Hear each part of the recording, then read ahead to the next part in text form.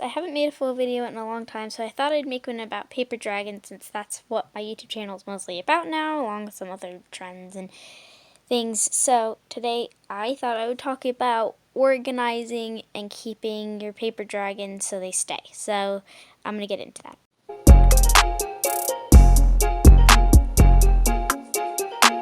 Then let's get into it. One of the things that keep me organized is a bin like this where I put my materials, paper, and work in progress dragons / materials I could use on dragons.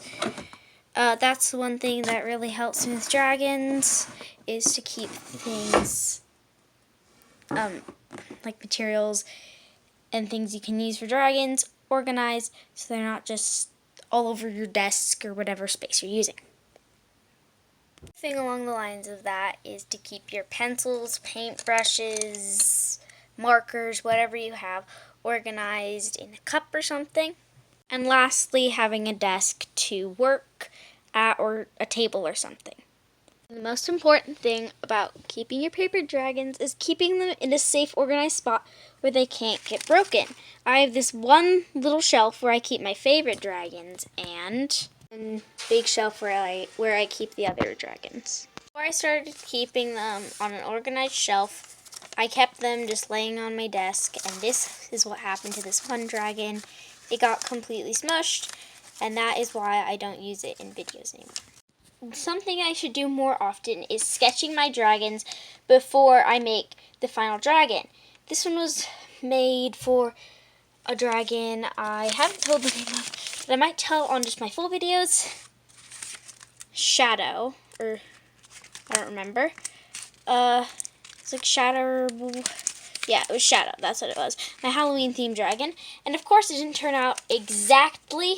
This one I imagined blue dots all over it, but on the final product there is no blue dots, and you can totally do that.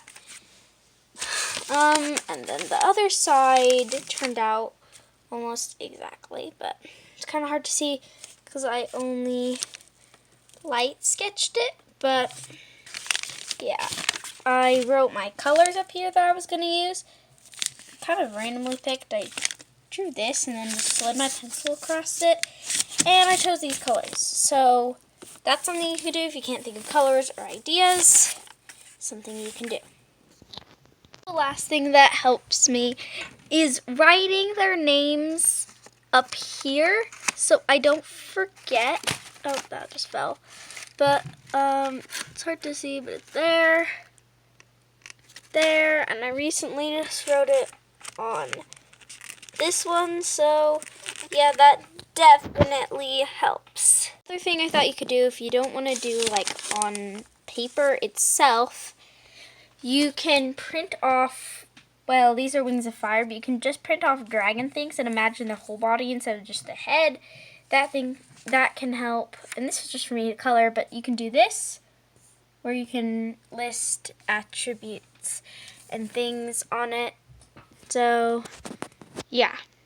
Thing that can help with your videos is having a main dragon. So people can recognize you from your main dragon, and remember not to steal ideas, because then it's hard to recognize people because you think, oh, their dragon looks exactly like that dragon. Especially not the big YouTubers who try to get views, because people will notice if they look like Zoster dragons or Exadia's dragons, and they'll call you out for that. So just make sure to not. Stealing ideas are bad. Think of your own. This is the very last thing, but having some sturdy camera stand. I have a camera stand, but you can make a makeshift one if you want. Just make sure it's sturdy, so when you're filming and puppeting, it's not moving around, and that can make it harder for transitions and anything. So try to have something stable and not just holding it with your hand.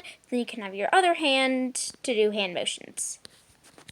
Actually, I lied. That was not the last thing. The last thing is having an interesting background. There are some YouTubers that do it in the middle of their living room, and you can see all the mess and stuff in their kitchen.